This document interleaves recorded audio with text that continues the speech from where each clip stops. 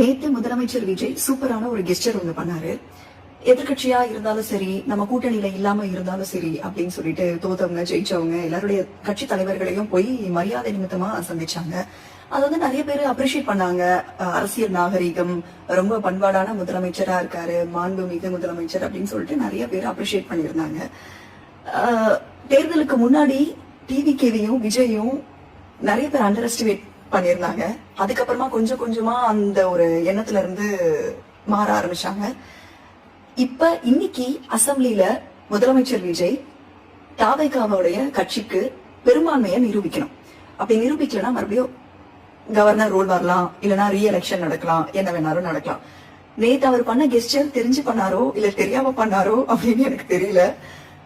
Finally மறுபடியும் ரீ election மட்டும் வச்சாங்கன்னா anti DMK anti BJP oats மட்டும் தாவேகாக்கு போகாது.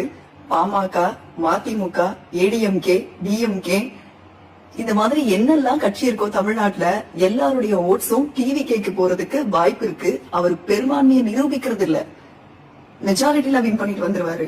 இது தெரிஞ்சு பண்ணாரோ தெரியாம பண்ணாரோ தெரியல. பட் இந்த கெஸ்டரை எல்லாரும் அப்ரிஷியேட் பண்ணிட்டு இருந்தாங்க. நேத்து வரைக்கும் அவரை யாரெல்லாம் திட்டிக்கிட்டு இருந்தாங்களோ அவங்க எல்லாம் கூட அப்ரிஷியேட் பண்ண ஆரம்பிச்சிட்டாங்க. இது ஒரு நல்ல ஒரு மாற்றம், அரசியல் நாகரிகம். இதே மாதிரி அரசியல் கடம் போச்சுன்னா மக்களுக்கு சந்தோஷமா இருக்கும். மக்களுக்கு பிடிச்சதெல்லாம் செஞ்சாருன்னா ஓகேதான். காந்தம் கேள்விப்பட்டிருக்கேன், இது கொஞ்சம் அல்ட்ரா மேக்னெட்டிக் ஃபோர்ஸா இருக்கு, கொஞ்சம் உங்களுடைய ஃபோர்ஸை கட்டுப்படுத்துங்க விஜய் முதலமைச்சர்.